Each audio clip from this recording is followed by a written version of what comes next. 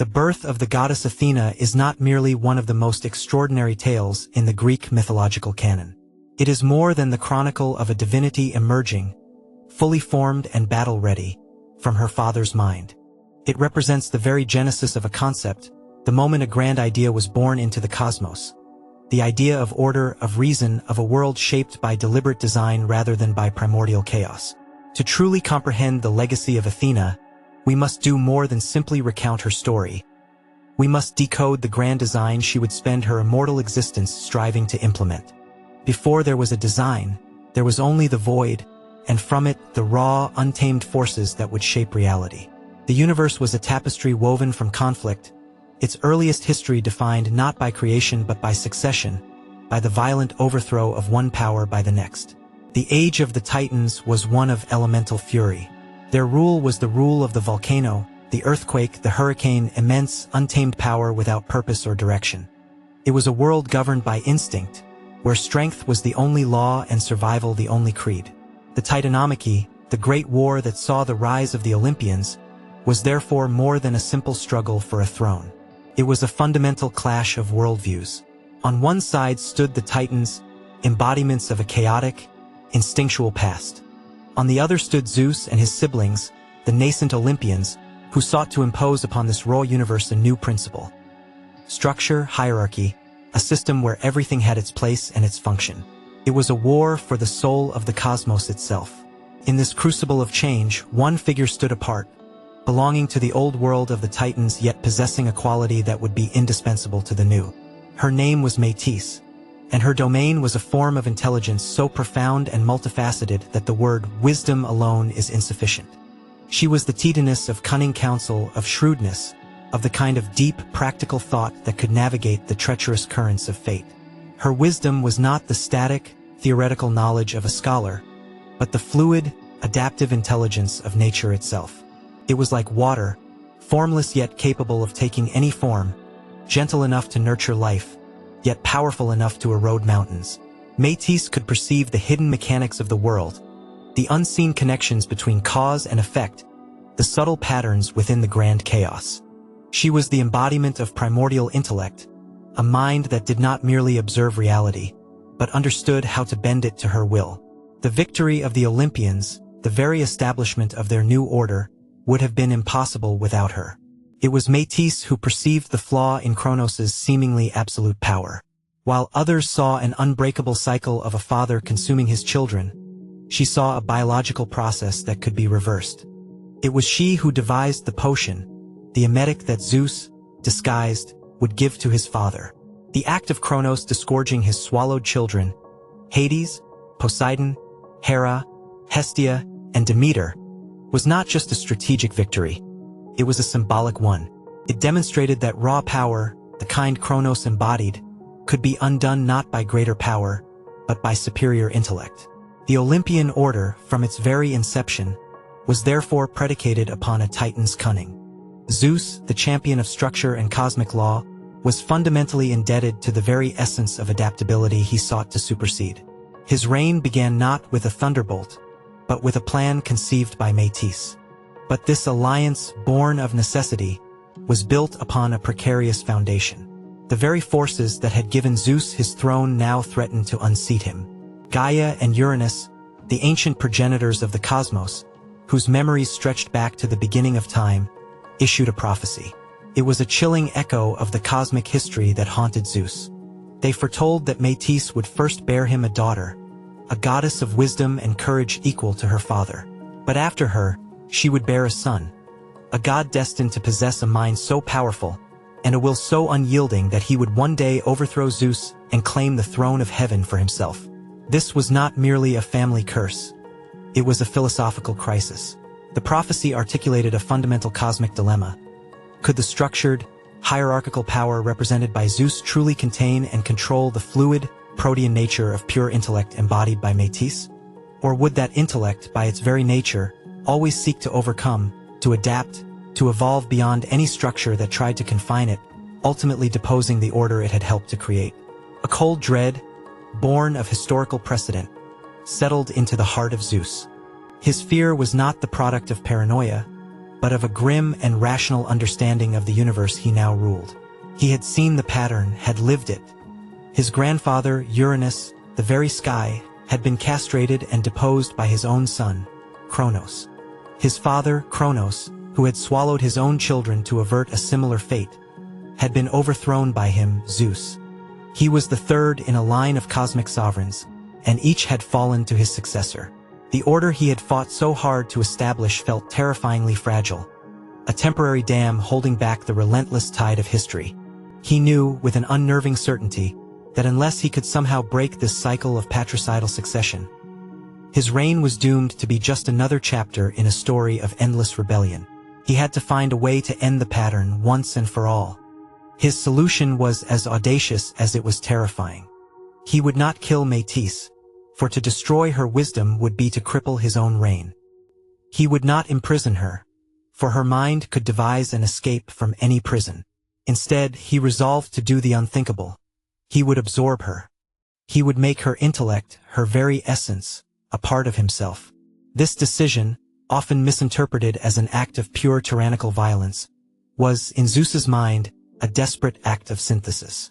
He sought to integrate the untamable, adaptive cunning of the Titan world into the very core of his Olympian order. He wanted to internalize the threat, to transform the protean, unpredictable wisdom of Métis from an external danger into an internal asset, a permanent part of his own divine consciousness.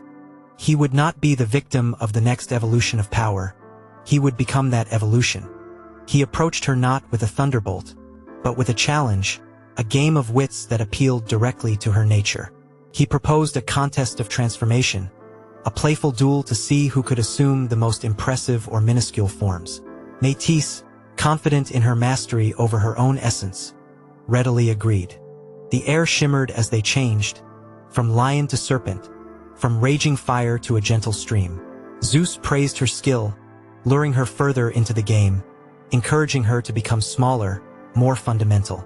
"Can you become a drop of water?" he might have asked, his voice a low rumble of admiration. And she did, glistening in the air before him.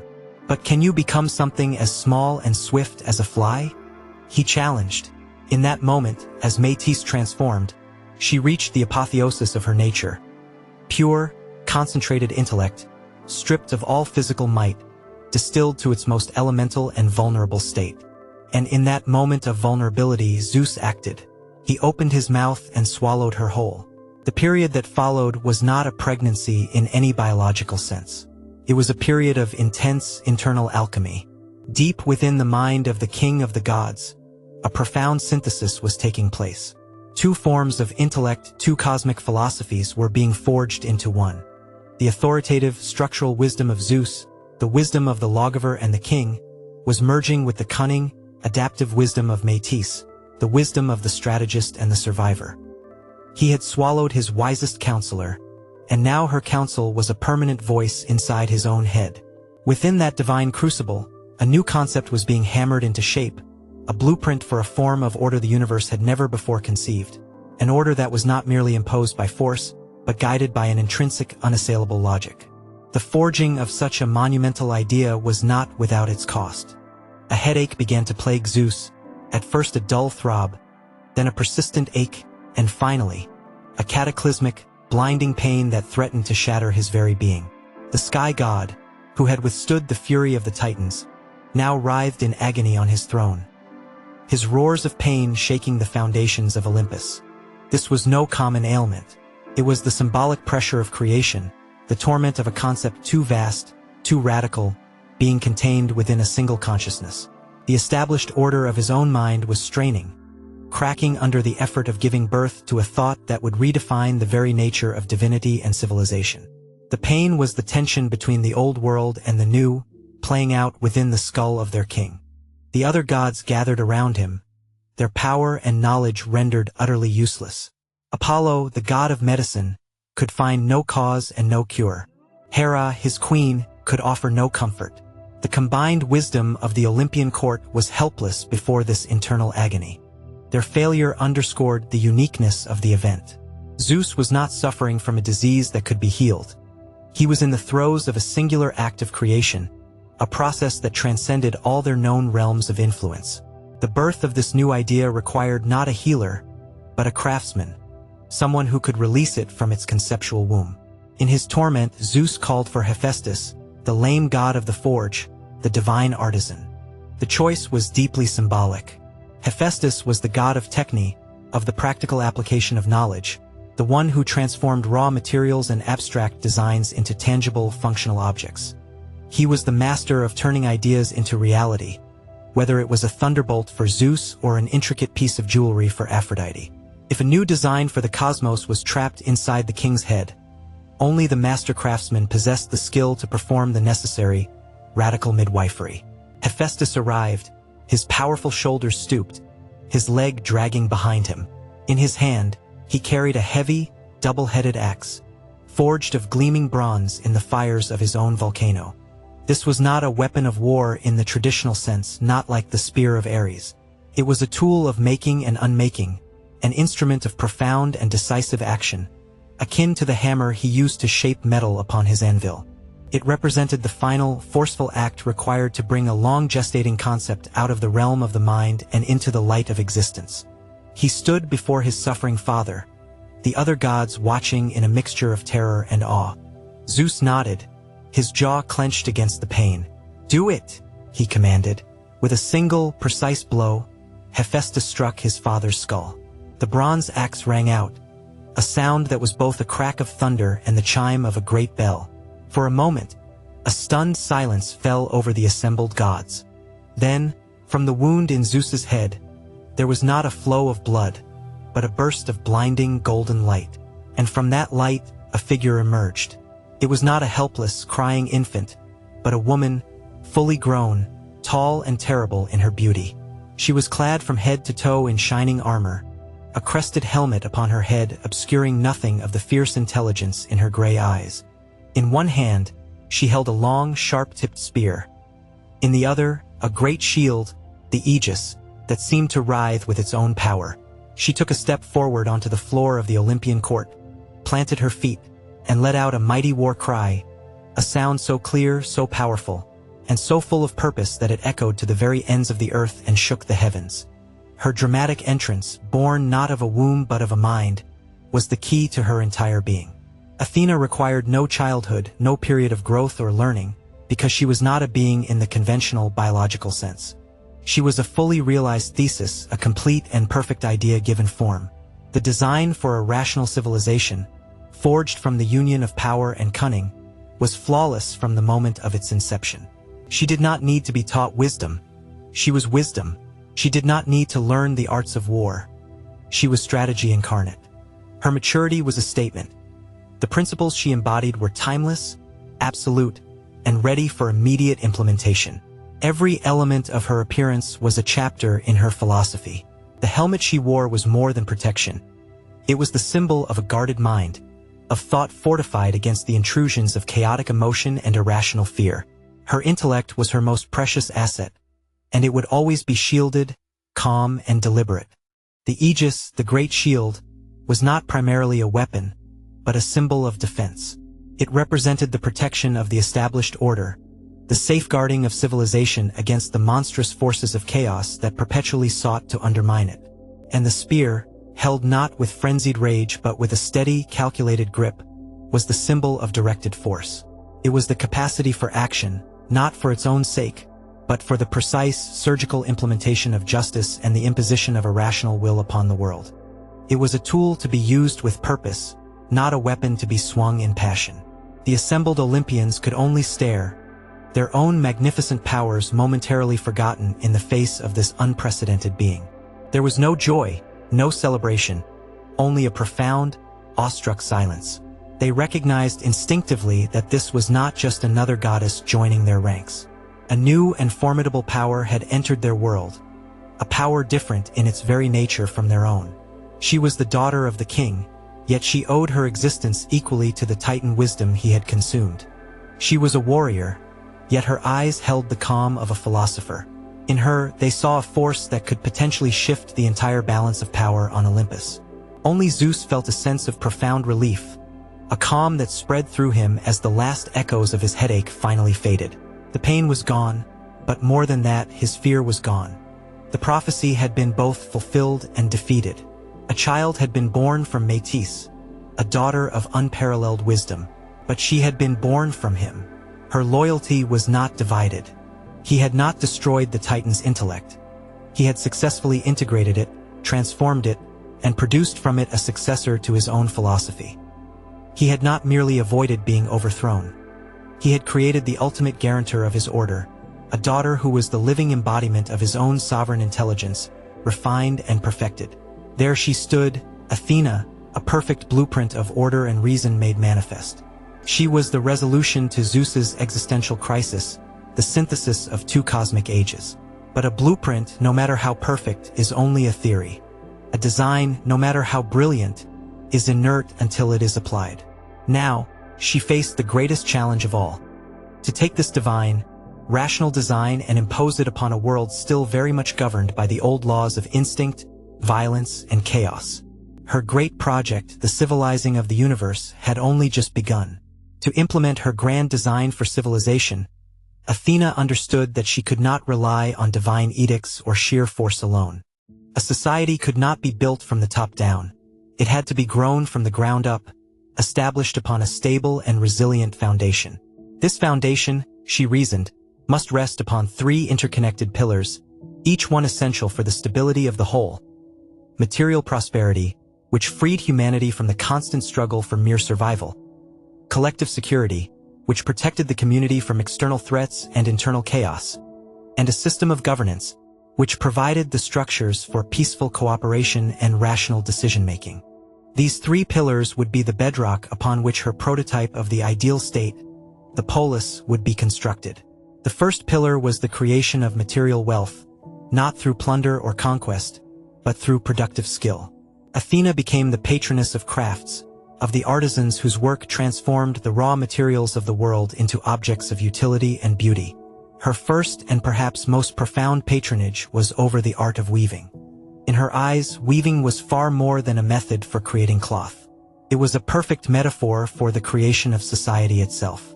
The weaver took a chaotic tangle of individual threads and, through patience, foresight, and a systematic process, interlaced them into a strong, coherent, and useful whole, a social fabric.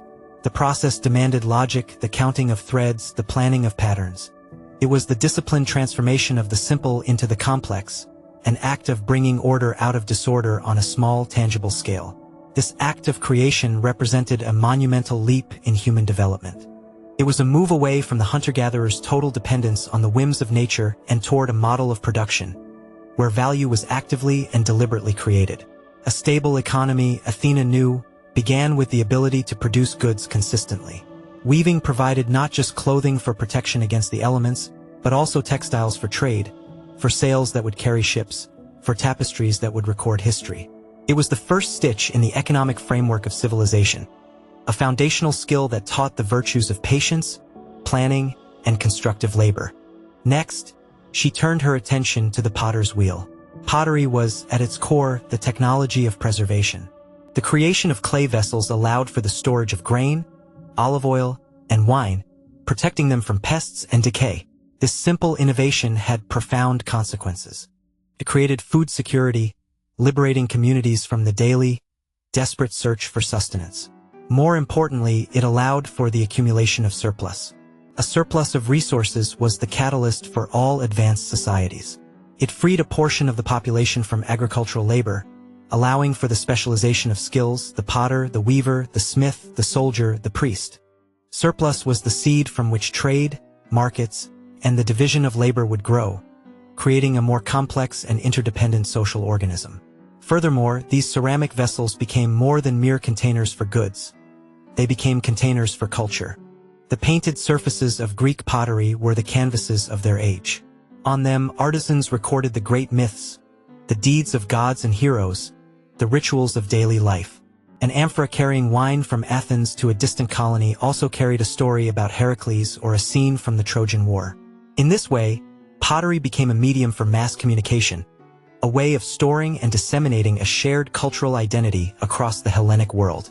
Through the humble clay pot, Athena was providing a tool for the preservation and transmission of a collective memory, a crucial element in binding a people together. Her patronage then extended to the carpenter and the shipwright. If pottery allowed for the storage of surplus, shipbuilding provided the means to transport it. The ship was the technology of connection. It was the tool that could break the geographic isolation of individual city-states, transforming a collection of disparate coastal villages into a networked civilization. With ships, communities could engage in long-distance trade, exchange not only goods but also ideas and form alliances. The shipwrights, guided by Athena's wisdom in measurement and design, built the vessels that would weave the scattered Greek world into a single, vast commercial and cultural web. Through them, Athena was giving humanity the means to overcome physical barriers, to expand their horizons, and to create a world larger than the one they could see from their own shores. In patronizing these crafts, Athena was doing something far more fundamental than simply teaching skills. She was providing the essential hardware of civilization.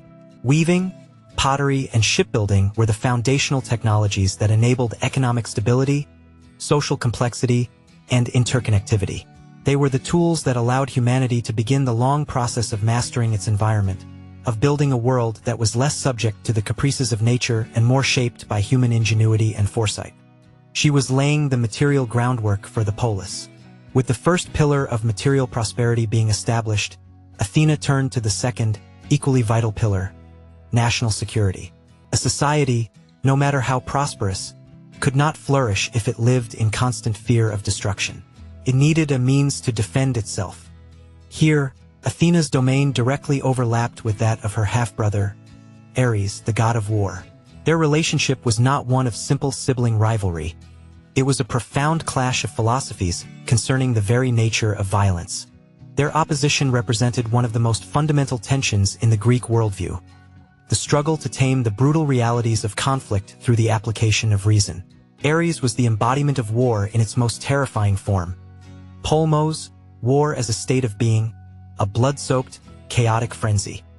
He was the god of the berserker's rage, of the visceral thrill of slaughter, of destruction for its own sake. Ares did not fight for a cause. He fought because fighting was his nature. He reveled in the noise, the carnage, the sheer animalistic violence of the battlefield. The Greeks themselves, a warrior people, held him in a mixture of fear and contempt. They prayed to him for raw courage in the heat of battle, but they despised him as a symbol of barbarism, of the unrestrained, mindless brutality that civilization sought to leave behind.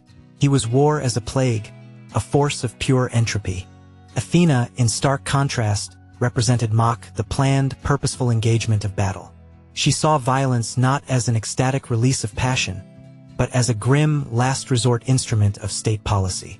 Her wars were fought for clear, rational objectives: to defend the city-state, to enforce a just treaty, to restore a broken order.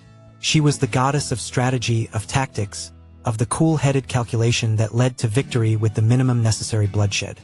While Ares was the fury of the individual soldier, Athena was the mind of the general, studying the terrain, assessing the enemy's weaknesses, and deploying her forces with the precision of a master playing a game of chess. She sought not the chaos of battle, but the controlled application of force to achieve a political end. This philosophy of strategic warfare found its perfect expression in the development of the hoplite phalanx, the disciplined infantry formation that became the backbone of Greek military power. The phalanx was the embodiment of Athena's ideals. In it, the individual warrior's quest for personal glory, the spirit of Ares, was suppressed in favor of the collective good. Victory depended not on the prowess of a single hero, but on the discipline, cohesion, and unwavering trust of the entire unit.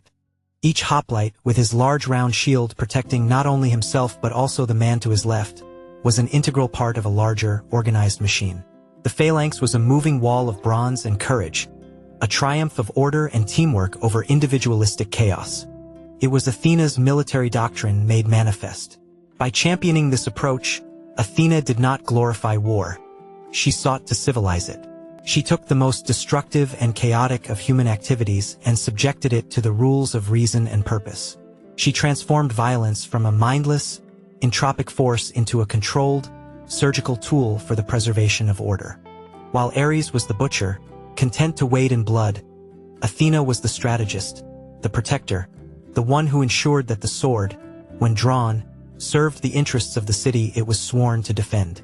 With the foundations of a stable economy and a secure state in place, Athena erected her third and final pillar, the application of wisdom to governance. This was the software of her civilized state, the intellectual and ethical framework that would guide its operations. The wisdom she championed was not abstract intelligence, but Sophia and Phronesis, practical wisdom, sound judgment, the ability to apply knowledge effectively to the complex art of managing a society. This was the most crucial pillar, for without it, wealth would breed corruption and military might would lead to tyranny. Athena became the silent muse behind the great lawgivers of the Greek world. She inspired the revolutionary idea that human relations should be governed not by the arbitrary will of the powerful, but by a system of impartial, commonly agreed-upon laws.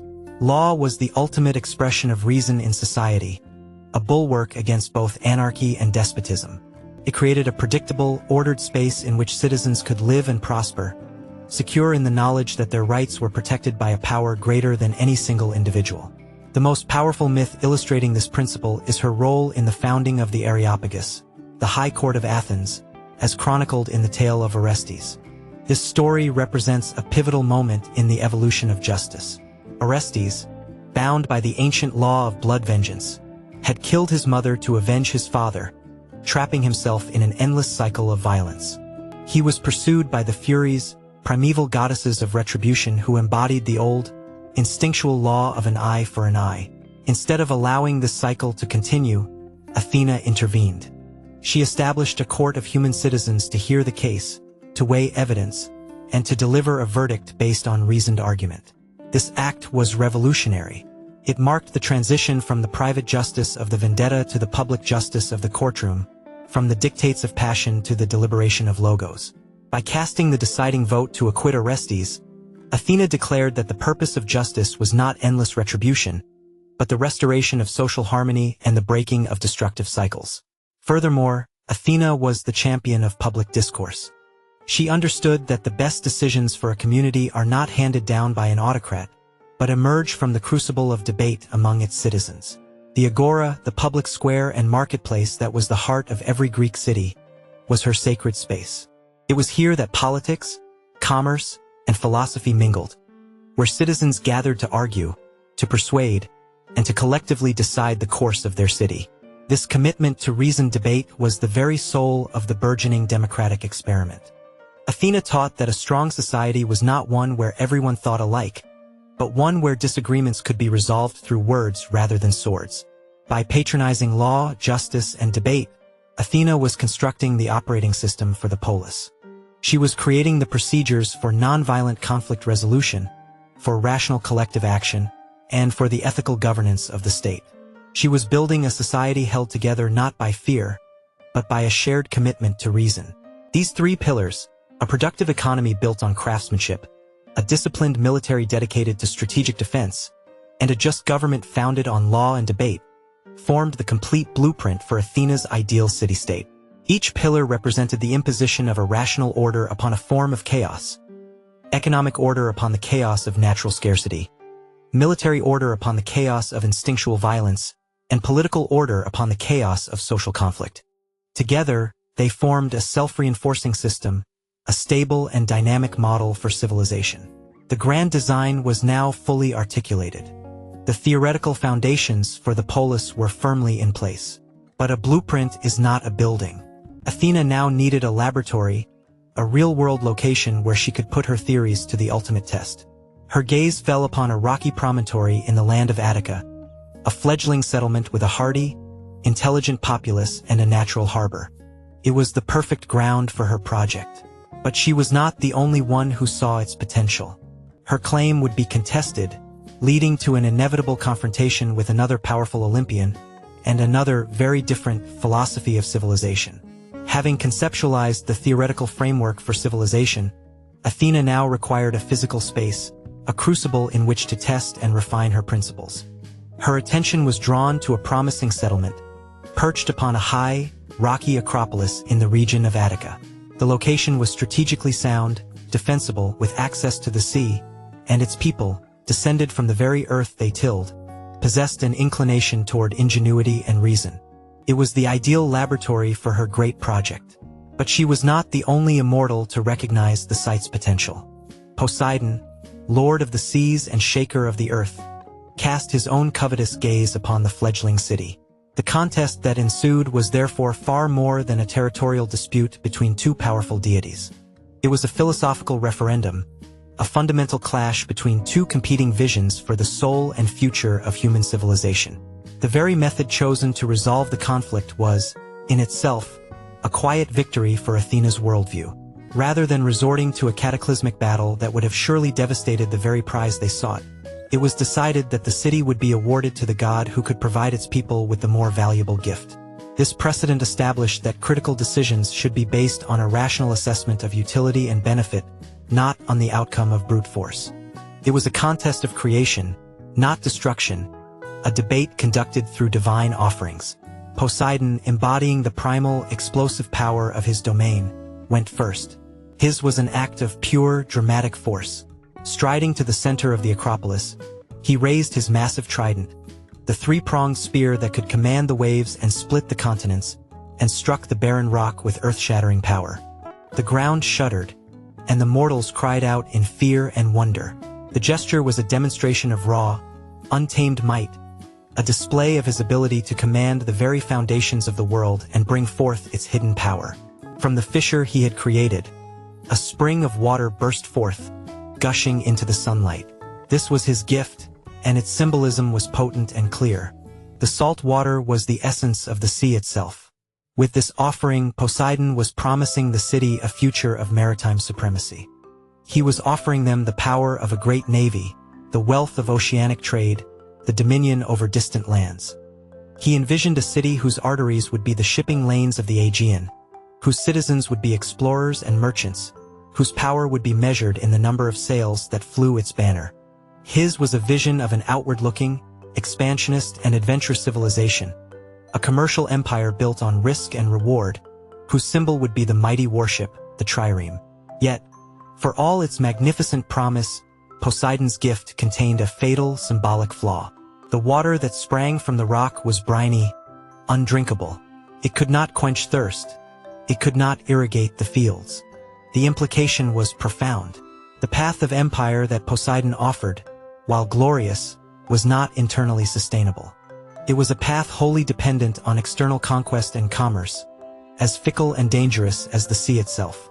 It promised immense wealth, but it was a wealth that came from without, and it offered a power that would require constant, violent maintenance.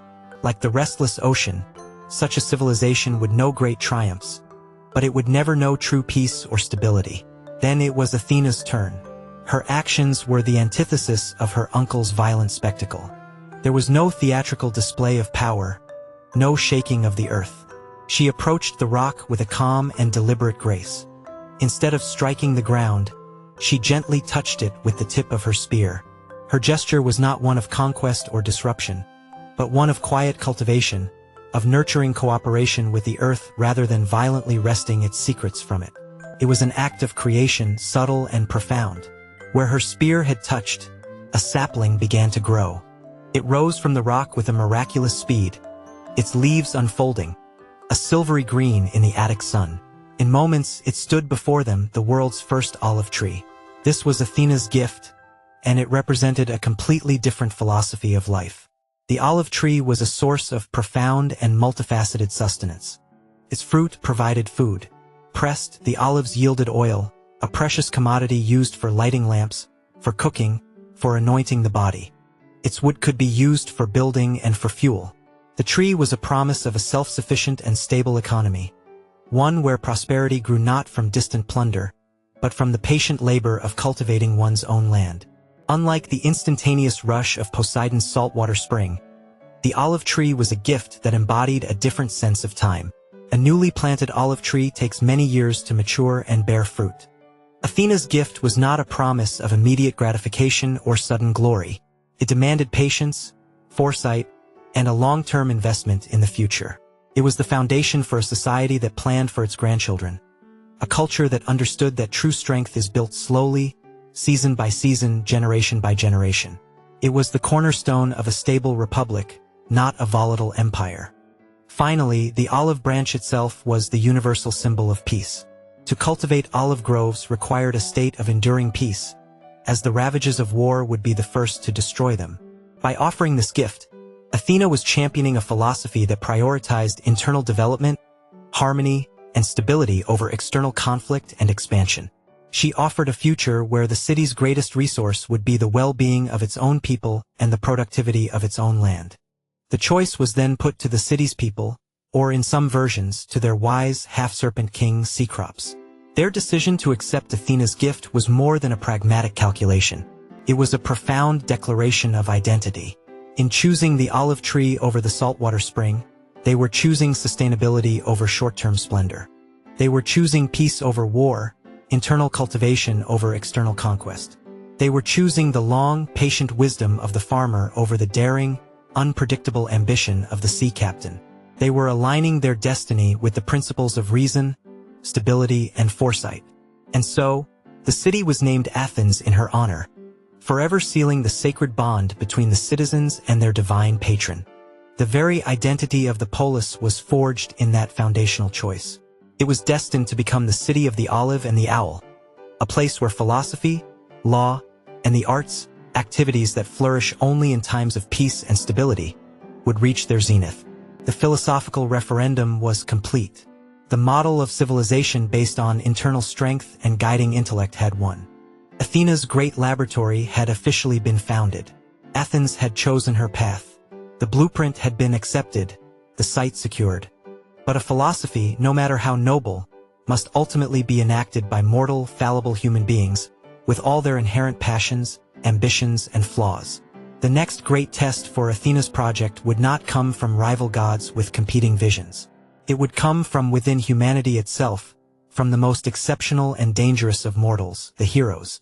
These were individuals of immense power and indomitable will, forces of nature who had the capacity to either become the greatest champions of her order or the chaotic agents of its destruction. The heroic age presented a profound and complex problem for Athena's civilizing project. The hero, by his very nature, was an agent of disruption. These larger-than-life figures, demigods and kings blessed with superhuman strength and courage, operated according to a code that often stood in direct opposition to the collective, ordered society she envisioned. The driving force for the quintessential Greek hero was the pursuit of kleos, undying glory and fame. This glory was most often won through extraordinary acts of individual prowess, typically involving spectacular violence.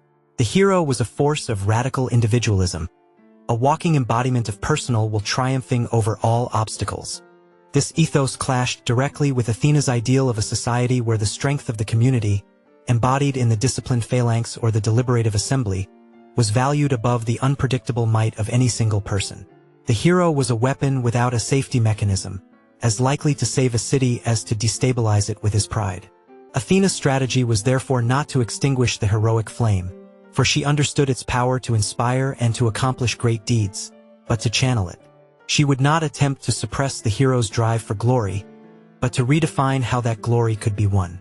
She intervened in the quests of the greatest heroes not to fight their battles for them, but to serve as a divine mentor, to subtly instill in them a new set of operating principles. Her goal was to upgrade the heroic archetype, transforming them from mere warriors into strategic problem solvers, and in doing so, to harness their immense personal power as a tool for the advancement of cosmic order. Her first significant case study was Perseus, a young hero tasked with an impossible quest, to slay the Gorgon Medusa and bring back her head. Medusa was more than a mere monster. She was a manifestation of primal, abject terror, a chaotic force so horrifying that a single direct gaze would paralyze a man, turning flesh and blood to cold, dead stone. She was the embodiment of the kind of horror that overwhelms reason, a direct assault on the senses that short-circuited the mind. Against such a foe, conventional heroic virtues, brute strength and direct, courageous confrontation, were not only useless but fatal. To look upon Medusa was to die. The myth was a clear allegory. Pure reason cannot survive a direct, unmediated encounter with pure, irrational chaos. Here, Athena intervened. She did not give Perseus a mightier sword or an invulnerable suit of armor. Such tools would have been useless. Instead, she gave him an instrument of intellect and indirect strategy, a highly polished bronze shield. The lesson was immediate and profound. Perseus could not face his enemy directly. He had to approach the problem obliquely, observing his foe not as she truly was, but as a reflection. The polished shield forced him to rely not on his senses or his warrior's instinct to charge, but on a mediated, calculated image of reality. He had to trust the reflection, to coordinate his movements in reverse, to fight a battle of wits and spatial reasoning rather than a contest of strength. He was compelled to act as a strategist, not a brawler. Guided by the shimmering image on the bronze, Perseus succeeded. He severed the Gorgon's head without ever looking upon her face, conquering terror through intellect. The victory was a pivotal moment in Athena's project. Perseus had learned the fundamental lesson that true strength lies not in the arm, but in the mind's ability to overcome a problem that muscle cannot solve. The hero had been upgraded. He was no longer just a warrior, he was now a tactician. With Medusa's death, a potent force of chaos was neutralized, and order was restored through the application of wisdom. Her next subject was an even greater challenge. Heracles, the son of Zeus himself. Heracles was the apotheosis of BIA, of pure physical force. He was a being of unimaginable strength, a force of nature in human form, a walking earthquake who was as capable of catastrophic destruction as he was of monumental construction. His rages were legendary, and his power, untempered by reason, was a constant threat to the world around him. His famous 12 labors were, in essence, a long and arduous curriculum designed to channel this raw power. Athena often acted as his divine proctor. Consider the 5th labor, cleaning the stables of King Odysseus in a single day. The stables housed thousands of cattle and had not been cleaned in decades. The task was designed to be impossible and exercise in utter futility. Not even the prodigious strength of Heracles could shovel that volume of filth in the time allotted. Here, brute force had met its limit. Athena's intervention was not to help him shovel. It was to give him an idea, a systems-level solution. She suggested that he divert the courses of the 2 nearby rivers, Alpheus and Punius, and have them flow directly through the stables. Heracles, using his strength to break the foundations and dig the channels, accomplished in hours what would have been impossible in a lifetime of manual labor. The lesson was one of engineering and leverage. Applied intellect can multiply the effectiveness of physical strength 1,000-fold. Another labor presented a different kind of problem: the Stymphalian birds. These were monstrous creatures with beaks of bronze and metallic feathers they could fire like arrows, which had infested a deep, impassable swamp. Heracles could not enter the swamp to fight them, and his arrows were ineffective against birds hidden in the dense foliage. Again, direct strength was stymied by the conditions of the problem. Athena appeared and gave him a pair of bronze crotala, immense castanets crafted by Hephaestus. The noise they produced when clashed together was so terrible that the birds, driven mad by the sound, flew up from the swamp in a panic. Once they were in the open sky, exposed and vulnerable, Heracles could shoot them down with his arrows. The lesson here was one of technology and tactics. Athena taught him to use a tool to alter the battlefield to his advantage, to force the enemy out of a position of strength and into one of weakness. Through these and other trials, Athena systematically tutored the world's strongest man. She did not diminish his strength. She gave it purpose and direction.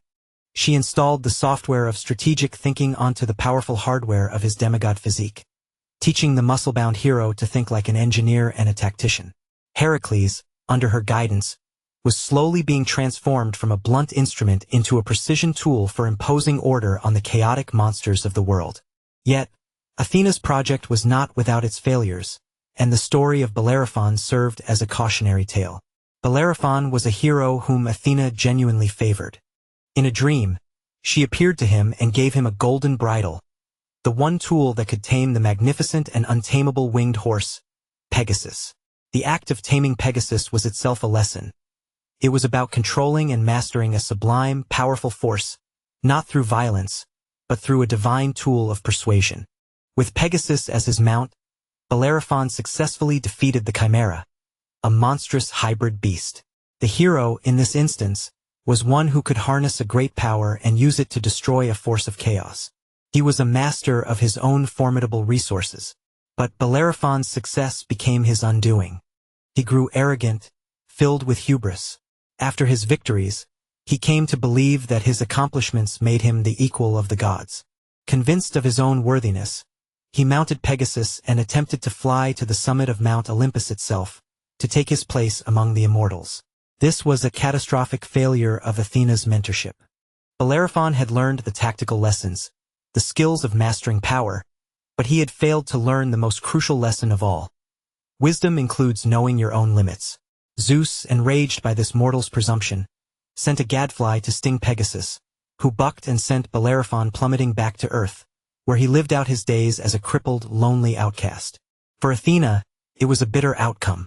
It demonstrated that providing wisdom and tools was not enough. Without a corresponding moral framework, without humility and self-awareness, the very gifts of power and intellect she bestowed could lead to the hero's own self-destruction. Athena's project of taming the hero was, therefore, a mixed success. She had proven that intellect could effectively guide and amplify strength, creating a new, more effective heroic model, the problem solver, not just the monster slayer. She had successfully channeled the destructive potential of figures like Perseus and Heracles toward the cause of order. But the fall of Bellerophon exposed a critical vulnerability in her design. It was one thing to guide a single hero on a specific quest. It was another, far more complex challenge to manage the collective pride, ambition, and potential for arrogance of an entire army, an entire civilization. She had succeeded in mentoring individuals in isolated scenarios. But she was about to face a test on an unprecedented scale. A decade-long war between two great civilizations, a conflict that would serve as the ultimate stage for hundreds of heroes, with all their glory and all their fatal flaws, to collide. Could the lessons learned from individuals be applied to the grand chessboard of geopolitical conflict? The siege of Troy would be the answer. The Trojan War, so often framed as a romantic epic of love, honor, and tragic fate, was, in Athena's dispassionate analysis, a complex geopolitical conflict and the ultimate stress test for her entire civilizing philosophy.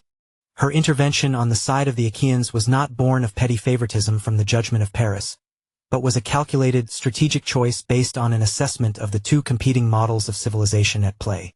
The war was a grand, bloody laboratory, and its outcome would have profound implications for the future course of humanity. Troy was no barbarian outpost. On the contrary, it was a magnificent city, immensely wealthy from its strategic control of trade routes, protected by massive, nigh-impregnable walls said to have been built by Poseidon and Apollo. Troy represented a model of a highly centralized, autocratic civilization. Power was concentrated in the hands of its king, Priam, and its society was built upon commercial wealth and a deep-seated confidence in its own material strength. It was a proud, prosperous, and powerful kingdom. Yet, from Athena's perspective, Troy suffered from a fatal systemic flaw, a foundation of hubris that led to a contempt for divine law.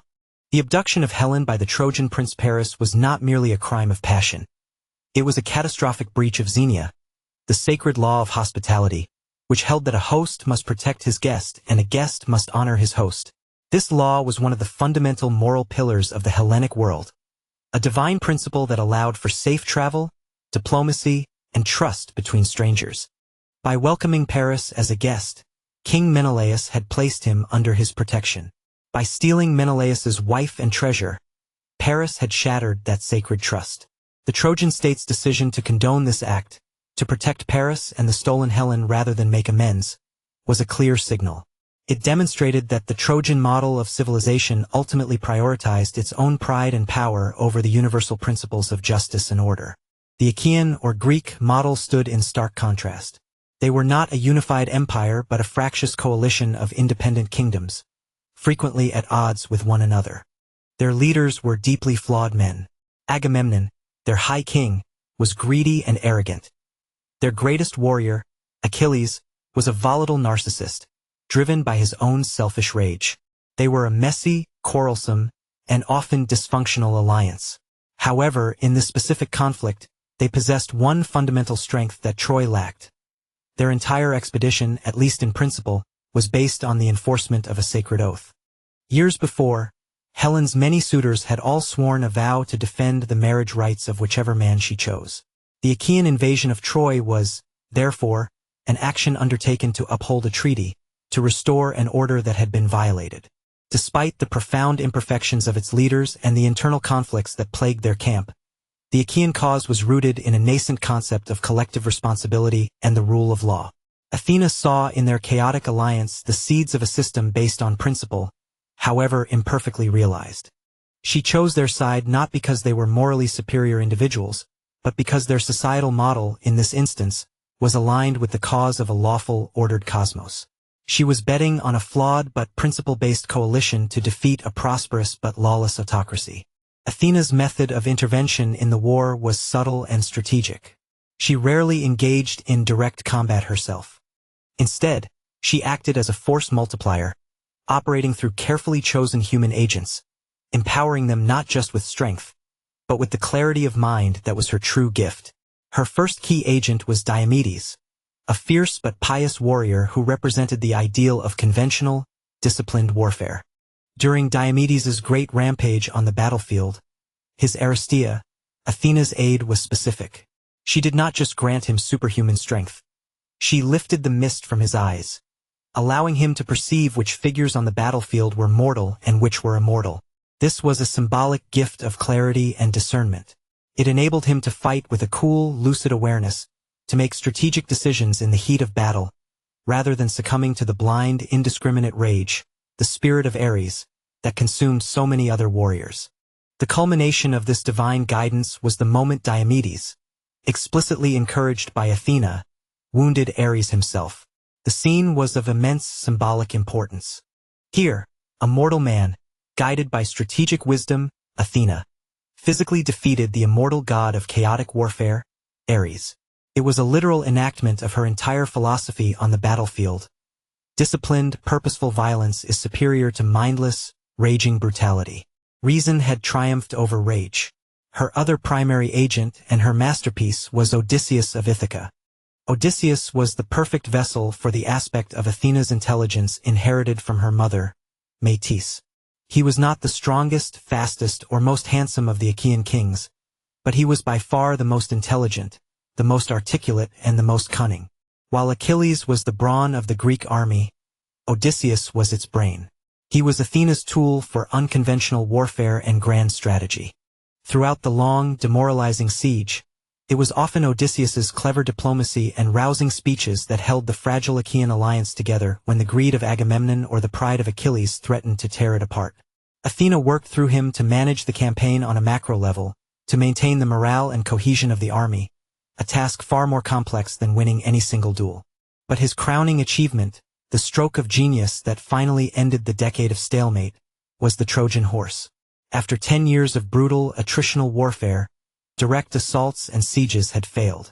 The great walls of Troy stood as a monument to the limits of conventional force. A new approach was needed, one that attacked not the city's walls, but its mind. The idea for the horse, inspired by Athena and executed by Odysseus, was her ultimate thesis on the nature of conflict. It was a perfect synthesis of multiple disciplines: engineering in its construction, psychological warfare in its conception, and strategic patience in its execution. It was a testament to the power of a clever idea to overcome a formidable physical obstacle. The horse was not just a trick, it was a lesson. It proved that the most solid and tangible of defenses, the massive stone walls of Troy, could be rendered utterly useless by the most intangible and abstract of weapons: a deceptive thought. Crucially, the stratagem's success depended entirely on exploiting the fundamental flaw of the Trojan character: their hubris and their susceptibility to religious superstition. Faced with this strange offering, the Trojans abandoned rational thought. They ignored the desperate, logical warnings of their priest Laocoon and the prophetic, inspired cries of the princess Cassandra. Their pride would not allow them to believe the Greeks could have simply given up, and their piety was twisted into a desire to consecrate the great horse to the gods. In their arrogance, they convinced themselves it was a trophy, a symbol of their victory. They literally dragged their own destruction through the gates of their impenetrable city. The fall of Troy was a decisive victory for Athena's philosophy. A principle-based coalition employing strategic intellect had triumphed over a mighty but arrogant empire. The great experiment on the plains of Troy seemed to be a resounding success. However, the victory was immediately soured, its lessons corrupted in the very moment of triumph. Drunk on their success, the victorious Greeks descended into a frenzy of violence that mirrored the worst excesses of Ares. They sacked the city with merciless brutality, slaughtering non-combatants, desecrating temples, and committing unforgivable acts of sacrilege. Ajax the Lesser dragged the prophetess Cassandra from the altar in Athena's own temple and violated her, an act of supreme impiety that offended the goddess to her core. This was a harsh and bitter realization for Athena. She could guide men to victory, she could provide them with the intellectual tools to overcome any obstacle, but she could not ultimately control the dark, irrational passions that lurked within the human heart. She had learned that war, even when waged for a just cause and guided by brilliant strategy, inevitably risks unleashing the very beast of chaos it seeks to contain. In the aftermath, Athena's sense of justice overrode any lingering loyalty to her chosen champions. Her fury was cold and absolute. She, who had ensured their victory, now conspired with her old rival Poseidon to ensure their journey home would be a nightmare. She unleashed storms that scattered and destroyed their fleets, punishing the entire army for the sacrilege of the few. Her actions were a stark reminder of her true allegiance. She was not the goddess of the Greeks. She was the goddess of justice and a divinely ordained order. When those she had championed so flagrantly violated that order, they too would face the consequences of her wrath. The Great War was over. The Trojan model of civilization lay in ruins. But the cost of victory had been a descent into chaos, and its aftermath was suffering. Now, her greatest student, Odysseus, the man who had executed her strategic masterpiece, was lost at sea, a wanderer cursed by the very gods he had served. The question now remained, could Athena's philosophy, which had proven so effective on the grand scale of armies and empires, be applied to the salvation of a single, lost, and suffering human soul? The long journey of Odysseus would become the next, more intimate, test of the depth and compassion of her wisdom. In the smoldering aftermath of Troy, with the ruins of the city a testament to the destructive power of a decade of war and the shattered Achaean fleet scattered across the wine-dark sea, a profound truth became clear to Athena. The military victory, achieved through brilliant strategy, had paradoxically revealed a deeper philosophical failure. Directed violence, even in the service of a just cause, had ultimately bred more chaos. The next stage of her great civilizing project could not be merely about constructing external systems of order, armies, laws, and cities. It had to evolve. It needed to become more subtle, more profound. It had to turn inward, to begin the monumental task of building an architecture for the human mind itself. This new phase would be defined by a fundamental shift in the operating system of human consciousness, a deliberate and guided transition from a world governed by mythos to one governed by logos. Mythos represented the old way, a world understood through stories, where reality was shaped by the unpredictable whims and direct interventions of divine beings, where fate was a mysterious narrative written by the gods. Logos represented the new paradigm, a world to be understood through reason, logic, and observable principles, where humanity was empowered to shape its own destiny through inquiry, deliberation, and the application of intellect. Athena's role would transform from that of a divine warrior queen to that of a divine philosopher-teacher. The long, arduous journey of Odysseus became her first, intensive case study in this new pedagogy. His 10-year voyage home was more than a physical odyssey through a world of monsters and enchantments. It was a rich and complex allegory for the journey of the individual human mind, struggling to navigate its way back from the brutal, irrational chaos of war, mythos, to the ordered, rational world of home, family, and society, logos. Athena's assistance to him during this journey was markedly different from the aid she had offered to earlier heroes. She no longer appeared in her divine glory to grant him strength or strike down his enemies. Instead, her interventions were subtle, aimed at cultivating his own innate intelligence. She most often appeared in disguise, as his old family friend, Mentes, or as a young shepherd, not to give him commands, but to offer counsel, to ask probing questions, and to spark the solutions that were already latent within his own cunning mind. She guided him to see the truth of his situation, to analyze his options, and to formulate his own plans. When he finally returned to Ithaca, she did not simply smite the suitors who had infested his palace. She helped him disguise himself as a beggar, allowing him to observe, to gather information, and to test the loyalty of his servants. She inspired the archery contest, a plan that relied on his unique skill and allowed him to reveal himself at the most strategic moment. Athena was no longer a general giving orders. She was a Socratic mentor, teaching her student how to think, how to strategize, how to save himself. She was upgrading Odysseus from a hero of action to a man of reason. While Odysseus's journey was the micro-level application of her new strategy, the macro-level transformation was taking place in her chosen city, Athens. The full flowering of this shift from mythos to logos is most powerfully documented in the great trilogy of plays, the Orestia by Aeschylus, which dramatizes the very moment of this societal evolution. The story begins in the world of mythos, with the house of Atreus caught in a seemingly unbreakable curse, a multigenerational cycle of blood vengeance. Agamemnon sacrifices his daughter, his wife Clytemnestra murders him in revenge, and their son Orestes is then honor-bound by the old laws to murder his own mother to avenge his father. This is the logic of the old world. Blood must be paid for with blood, an unending chain of retaliatory violence. Orestes fulfills this dreadful duty and is immediately set upon by the Erinyes, or Furies, ancient chthonic goddesses of vengeance. They are the terrifying personification of this primal, instinctual justice, relentless, unforgiving, and representing the inescapable grip of a violent past. It is at this point that Athena makes her revolutionary intervention. She does not take sides in the blood feud. Instead, she declares the entire system of primitive justice obsolete. She establishes a new institution on the Areopagus, the Hill of Ares in Athens, a court of law comprised not of gods, but of mortal citizens. This act is unprecedented.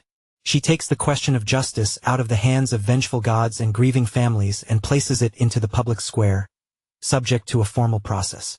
This is the birth of the trial. The conflict will no longer be resolved by the sword, but by persuasion and evidence. Reason and rhetoric, the tools of logos, would now replace the blade of the vendetta. The trial itself is a masterful depiction of this new world order. The Furies present their case, rooted in the ancient, absolute law against matricide. Apollo, the god of reason and light, defends Orestes, making a legalistic argument. Evidence is heard, arguments are weighed. When the jury of Athenian citizens casts their ballots, the vote is tied. It falls to Athena to cast the deciding vote. She votes to acquit Orestes, and her reasoning is a profound philosophical statement. Her choice is not an endorsement of matricide, but a declaration that society must be forward-looking. It must have a mechanism to break the destructive cycles of the past and allow for reconciliation and progress. She chooses mercy and rational order over the endless, backward-looking demands of retribution. Her final, brilliant act is to persuade the enraged Furies to accept the verdict. She does not banish or destroy them. In a masterful stroke of divine diplomacy, she offers them a new role, a new honor within her city. They will no longer be the Erinyes, the angry ones, but the Eumenides, the kindly ones, revered goddesses who will reside in Athens as guardians of the city's prosperity and the sanctity of its laws. She does not eradicate the old, primal forces of justice. She integrates and transforms them. The raw, passionate energy of vengeance is domesticated, channeled, and repurposed to become a protective force upholding the new system of civic law. It is the perfect synthesis of the old world and the new. With the establishment of these foundational structures for the rational mind, both in the individual like Odysseus and in the state, through the courts of Athens, Athena's project entered its final and most sublime phase. Her direct interventions in mortal affairs became increasingly rare. Her work of building the hardware of civilization was largely complete. Now, her role was to become the silent, ever-present inspiration for its software, the muse of logos. She became the unseen presence in the agora, the source of inspiration for the philosophers who would make Athens the intellectual capital of the world. The Socratic method, with its relentless questioning and pursuit of truth through dialogue, was a perfect expression of Athena's own intellectual rigor. Plato's Academy, the first institution of higher learning, where ideas were systematically analyzed and debated, was a temple to her spirit. Aristotle, categorizing the natural world and the forms of human government, was continuing her work of imposing a rational order upon a chaotic reality. She was the inspiration for the great playwrights, who used the stage of the theater of Dionysus not merely to entertain, but to conduct public inquiries into the most complex questions of justice, morality, and the human condition. The tragedies performed there were a form of mass civic education, forcing the citizens of Athens to grapple with the same kinds of ethical dilemmas that she had resolved in the case of Orestes. Her ultimate statement, the physical embodiment of her entire philosophy, was the temple built in her honor atop the Acropolis, the Parthenon. It was far more than a place of worship. It was a manifesto carved in marble. Its architecture was a celebration of logos. Its perfect mathematical proportions, the subtle optical refinements like the curving of the stylobate and the entasis of the columns, all designed to create an illusion of perfect geometric harmony for the human eye, were a triumph of rational design over the imperfections of raw material. The building was a physical argument for the power of intellect to create perfection. The temple's elaborate sculptural program was a visual narrative of her life's work. The east pediment depicted her miraculous birth from the mind of Zeus, the triumph of intellect. The west pediment celebrated her victory over Poseidon in the contest for Athens, the triumph of peaceful cultivation over maritime empire. The metopes ringing the exterior showed the mythological battles of the Lapiths against the centaurs, the gods against the giants, all allegories for the victory of rational, civilized order over bestial chaos and barbarism. The Parthenon was a sermon in stone, a permanent and beautiful record of the great design she had spent her immortal life implementing. Athena's project had reached its apotheosis. From a mere concept in the mind of Zeus, she had successfully guided humanity toward the creation of a society where individuals were beginning to use their own powers of reason to govern their cities, to create transcendent art, and to seek a deeper understanding of the universe. She had built the operating system for the Western mind. But this very success created a profound and inescapable irony. Once humanity had fully mastered the tools of logos that she had given them, philosophy, science, law, and critical inquiry, they began to seek answers to the great questions of existence without recourse to the gods of mythos.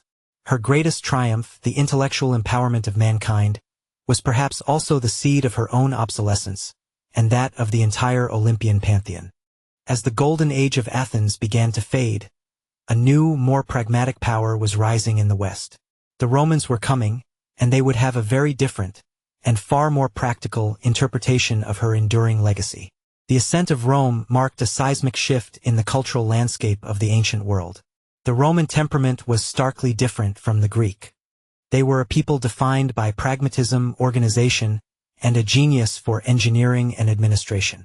They were the world's great builders, lawyers, and soldiers, more concerned with the functional realities of governing a vast, multi-ethnic empire than with the abstract, metaphysical speculations that had so fascinated the philosophers of Athens.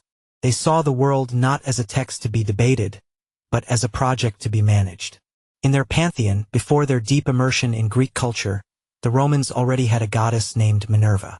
She was a member of the powerful Capitoline triad, alongside Jupiter and Juno, but her domain was more modest and practical than that of the Greek Athena. Minerva was primarily the goddess of artisans and craftspeople, the patroness of guilds of weavers, shoemakers, and teachers. Her realm was the wisdom of the hand, the intelligence required for skilled production and practical invention. As Rome's legions conquered the Greek world, a process of cultural absorption began, one the Romans called interpretatio Romana, the Roman interpretation. They did not seek to obliterate Greek culture, but to assimilate it, to find parallels within their own traditions and adapt what they found useful. When they encountered the complex, multifaceted goddess Athena, they saw in her the warrior, the strategist, and the patron of crafts, and they recognized a superficial resemblance to their own Minerva. What followed was not a simple merging, but a grand and deliberate rebranding, a selective adaptation that would fundamentally alter Athena's character to suit the needs and values of a new civilization. This was not a continuation of Athena's project, but a pragmatic and selective editing of it. The Romans took the intricate, philosophical blueprint of Athena and systematically stripped away the elements they considered abstract or impractical. They kept the applications but discarded much of the underlying theory, refashioning her into a divine force perfectly suited to the building and maintenance of a global empire. The first major transformation was the shift from philosophical wisdom to practical intelligence. Athena had been the muse of Plato and Aristotle, the inspiration for inquiries into the nature of the good and the ideal state. Minerva, her Roman counterpart, became the inspiration for the military engineer designing a siege engine, the architect perfecting the formula for concrete, or the governor devising a more efficient system of taxation for a new province. Wisdom was no longer valued as a means to uncover ultimate truth, but as a tool for solving the concrete, logistical problems of empire. The second transformation concerned the nature of warfare. Athena had been the grand strategist, the political mind who saw war as an extension of diplomacy, the player on the geopolitical chessboard. Minerva became the divine patroness of military engineering. She was the goddess of siegecraft, of the design and construction of the formidable Roman war machines, the ballistae and catapults that could batter down city walls. She was the goddess of the logical, grid-like layout of the Roman military camp, the castrum, a marvel of defensive engineering that could be erected anywhere. She was transformed from a general into the chief engineer of the Roman legions. A telling example can be seen on Trajan's column in Rome. There, Minerva is depicted not debating philosophers, but personally directing Roman soldiers in the construction of a pontoon bridge across the mighty Danube River during a military campaign. It is the perfect visual summary of her Romanization, wisdom in the direct service of conquest. The third transformation was a shift from the patroness of a democratic polis to a symbol of imperial power. In Athens, Athena was inextricably linked with the city's democratic institutions and the ideal of citizen participation. In Rome, Minerva became an emblem of the emperor's personal authority. Emperors like Domitian and Augustus cultivated a special devotion to her, presenting her as the divine source of their own strategic wisdom and imperial foresight. Her patronage was used to legitimize their absolute power, framing their rule not as a tyranny, but as the benevolent application of a divinely sanctioned intellect. This change was reflected in Roman religious life. The festival of the Quinquatria, originally a celebration for artisans in honor of the old Minerva, was expanded under the empire. It came to include poetry recitals and oratorical contests, but these were less about free inquiry and more about showcasing the arts as a reflection of the emperor's own cultivated patronage. Art and intellect became tools of imperial propaganda, celebrating the glory and stability that the emperor, guided by Minerva, had brought to the world. A subtle shift in her epithets also reveals this change in focus. While the Greeks revered Athena Parthenos, Athena the Virgin, a remote and awe-inspiring figure representing the city's ideals, the Romans developed a popular cult of Minerva Medica, Minerva the healer. This highlights a turn towards a more personal, practical application of her powers, focusing on individual benefits like health and well-being rather than on abstract, communal ideals. She became a goddess one prayed to for personal problems, not just for the fate of the state. As the Roman Empire expanded, Minerva became a tool of cultural assimilation in the provinces. Her identity was often fused with those of local Celtic or Germanic goddesses who had similar attributes. At the hot springs in Roman Britain, for example, she was worshipped as Sulis Minerva, a syncretic deity who combined her classical attributes with those of a local Celtic goddess of healing.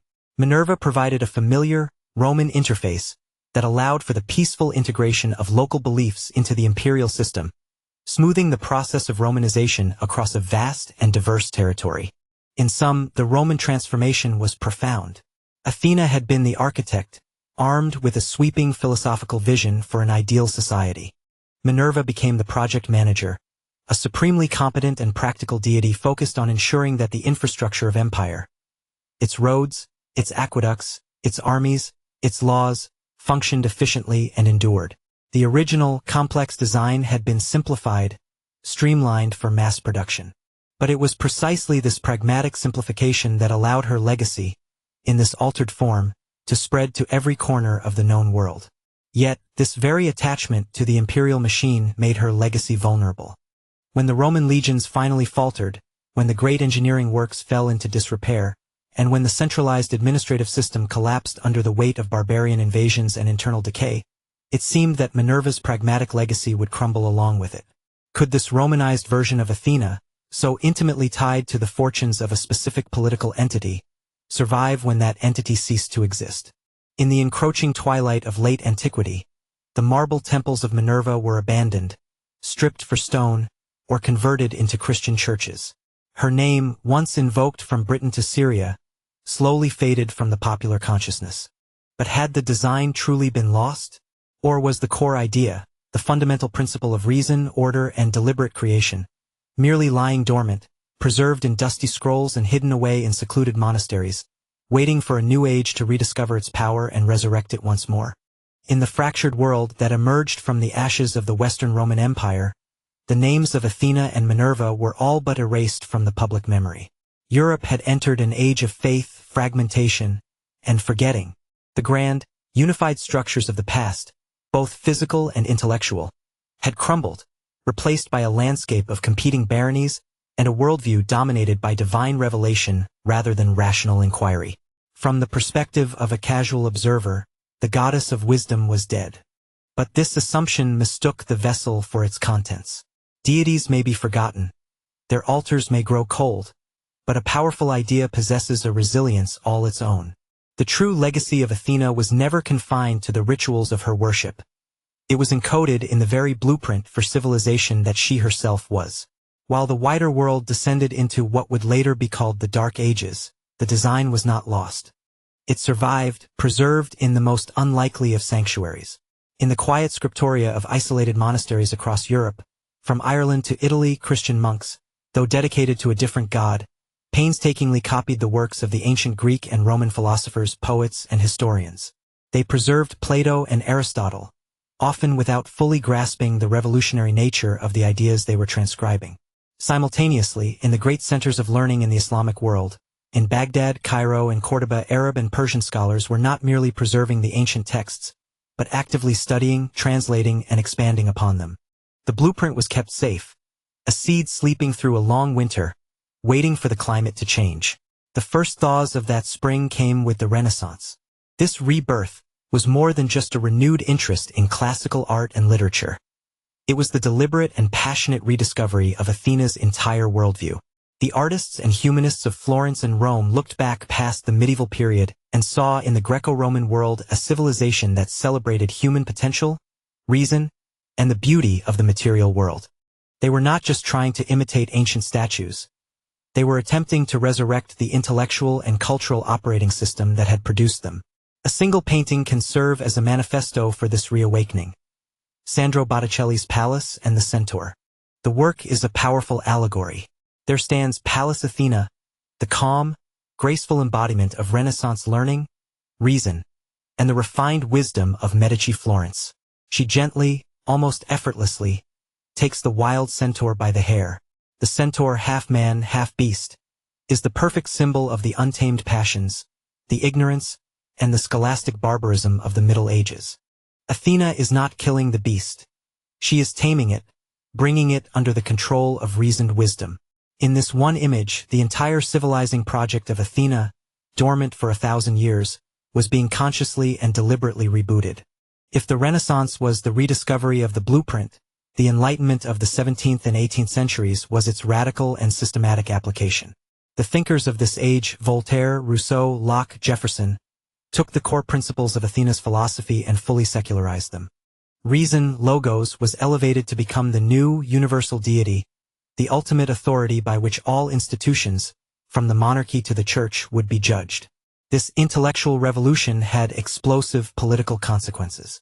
The American and French revolutions were, at their core, monumental attempts to build entire nations upon the principles of logos. They sought to create states governed not by the divine right of kings, but by written constitutions, the rule of law, the consent of the governed, and the robust exchange of ideas in public debate. The new American Republic, with its neoclassical government buildings consciously modeled on Greek temples, its capital city filled with iconography of freedom and wisdom, and its foundational belief in self-evident truths accessible through reason, was a deliberate attempt to build a new Athens on a new continent. Athena's legacy was also institutionalized in the very structure of modern knowledge. Her symbol, the wise owl, became the universal emblem of learning and erudition, perched on the coats of arms of universities around the world. The modern university, with its distinct faculties, its emphasis on critical thinking, and its dedication to research and the systematic pursuit of knowledge, is the direct descendant of Plato's Academy. It is the institutional embodiment of the intellectual values she had always championed. Her influence echoed even on the battlefield.